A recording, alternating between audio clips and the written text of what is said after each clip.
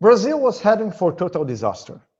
The fact that the government was unable and unwilling to treat the virus as a serious health issue, the impact of the crisis on the poorer classes, and the fall of the economic activity pronounced an unprecedented economic crisis with serious social impact. At the beginning of the epidemic in Brazil, the Minister of Economy, Paulo Guedes, said that with $1 or $2 billion, he would be able to counter the economic effects of the coronacrisis. With that in mind, he refused to use public banks to guarantee credit to the private business, making more than 700,000 small enterprises to go bankruptcy in a matter of few months. Initially, he was also against the flexibilization of fiscal rules, which in Brazil are the hardest in the world. In Brazil, the government is limited to increase the expenditure only to correct the inflation of the previous year for the next 2 decades. Suddenly, he changed his mind. He proposed to withdraw the limits on expanding and to give an emergency income of 200 reals, about $50 per month, to poor and unemployed. The Congress gave the government the authorization it needed to expand, but changed the initial proposal of Guedes by creating an emergency income of 600 reals per month to about 70 million people.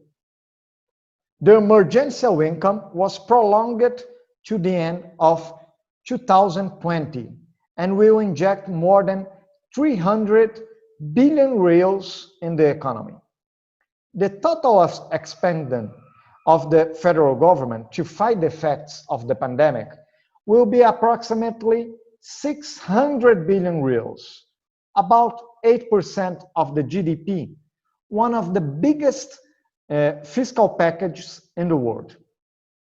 The impact of this amount of money in the hands of the poorer classes and the workers changed the initial prediction of economic downfall from an expected 7% fall in the GDP to a decrease of about 5%. More important, the poverty rates fell during the pandemic because of the increase in the income of the poorer classes caused by the emergency income. The Gini index fell from 0.543 to 0.492 with the aid, and the poverty rate fell to about 12% in the least instructed and to just 14% between the Black people, which historically are more affected by the poverty. The profound impact of the emergency income in the economic activity, the sales quickly restored the pre-crisis status, and in reducing poverty made clear and evident that the government can change the social reality by building a social policy that eliminates poverty. But to do it, the government must find the resources to find this new social policy. And that's the main dilemma in Brazil. Studies show that if the emergency income just ends without a good social program to replace it, the poverty rate will increase quickly and affect more than 30 million people, mainly on the poorest parts of the country, like the North and the Northeast. Before the beginning of the epidemic, the most famous and one of the most important programs, social programs of Brazil, Bolsa Família, had a wait line of almost 1 million families. The value of the benefit had been frozen in the last few years, and the inclusion of new beneficiaries had been delayed, all because the government try to keep the expenditure within the limits of the fiscal rules. Now it's clear that this strategy is over.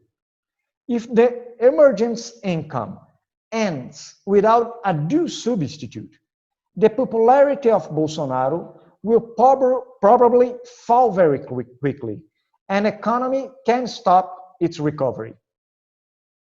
The Minister of Economy is trying to find ways to finance a new and enhanced social program, but all we can propose till now is to cut other social benefits that are received by poor workers.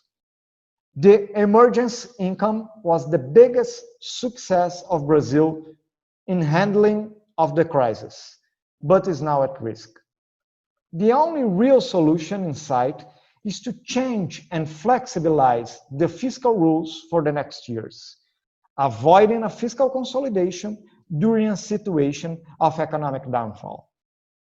The government, pressured by financial markets and hostage of its neoliberal ideology, resists this approach, but the insistence in cutting more spending may slow down the economic recovery and amplify the poverty rates. So, the good news is that Brazil knows what to do.